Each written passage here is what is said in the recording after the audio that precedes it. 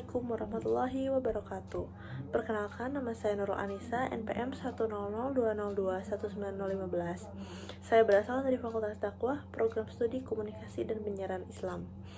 Izinkan saya untuk memaparkan hasil penelitian skripsi saya yang berjudul Peran Komunikasi Antar Pribadi Pengasuh dalam Pembinaan Akhlak Anak Asuh di Panti Yatim Indonesia Kopo Permai. Penelitian saya ini dilatar belakangi dengan adanya fenomena, yaitu setiap anak yang lahir memiliki hak untuk mendapatkan pengasuhan dan didikan dari orang tuanya. Tetapi tidak semua anak beruntung, seperti halnya anak yang harus tinggal di panti asuhan. Karena mereka tidak memiliki orang tua yang bisa mendidik dan mengasuh, seperti halnya mengajari tentang karakter dan akhlak yang baik. Berdasarkan observasi awal di Panti Yatim Indonesia Kopo Permai, masih ada anak yang belum mengetahui sikap, perilaku, kebiasaan yang baik, seperti masih kurang sopan santun dari segi perilaku maupun bahasa terhadap pengasuh, sering melawan jika ada perintah, mengejek sesama jika ada yang tidak naik kelas, sulit untuk melakukan kewajiban mereka, yaitu melakukan piket di asrama.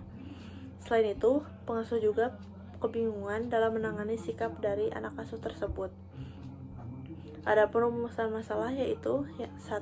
Bagaimana akhlak anak asuh di Panti Yatim Indonesia Kopo Permai. 2. Bagaimana komunikasi antar pribadi pengasuh dengan anak asuh. 3. Bagaimana peran komunikasi antar pribadi pengasuh dalam pembinaan akhlak anak asuh di Panti Yatim Indonesia Kopo Permai. Tujuan penelitian yaitu menjelaskan mengenai akhlak anak asuh, menjelaskan mengenai komunikasi antar pribadi pengasuh terhadap anak asuh, menjelaskan mengenai peran komunikasi antar pribadi pengasuh Panti Yatim Indonesia Kopo Permai dalam pembinaan akhlakul karimah anak asuh. Lalu langkah-langkah penelitian, yaitu penelitian ini menggunakan metode deskriptif kualitatif dan menggunakan teori Joseph A. De Vito, pendekatan humanistik.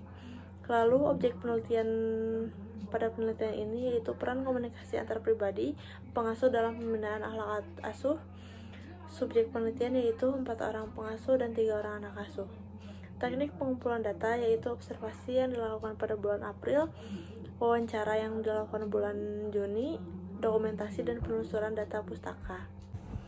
Kajian teoritis yaitu pengasuh Panti Yatim Indonesia Kopo Permai menggunakan komunikasi antar pribadi dengan pendekatan humanistik Joseph A. De Vito yang terdapat 5 aspek, yaitu keterbukaan, empati, sikap mendukung, sikap positif, dan kesetaraan yang dilakukan untuk proses pembinaan akhlak yang akan menghasilkan akhlakul karimah anak asuh, yaitu akhlak terhadap Allah Subhanahu wa Ta'ala, akhlak kepada sesama manusia, dan akhlak kepada lingkungan.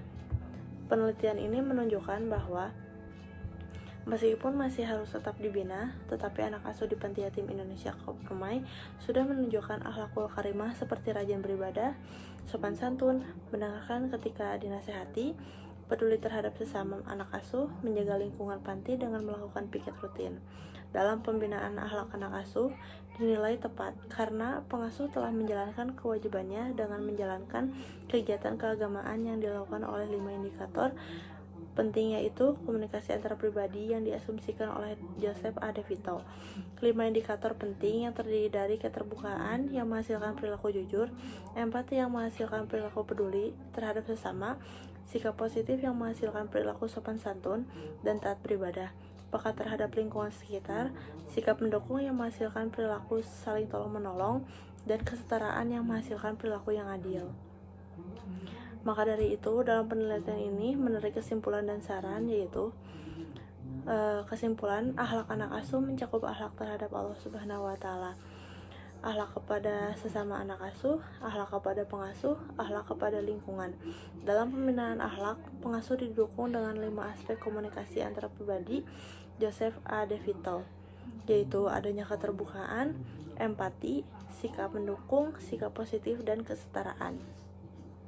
Adapun saran, yaitu bagi Panti Yatim Indonesia Kopo Permai diharapkan menambah sumber daya manusia atau pengasuh dan mempertahankan kegiatan yang mendukung pembinaan akhlakul karimah anak asuh.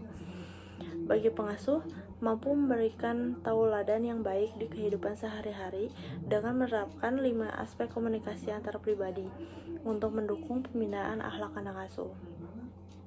Yang ketiga, bagi penulis agar semakin mendalami penelitian terkait komunikasi antara pribadi. Baik, sekian pemaparan dari saya. Mohon maaf apabila banyak kesalahan kata. Terima kasih. Wabillahi taufik wal hidayah. Wassalamualaikum warahmatullahi wabarakatuh.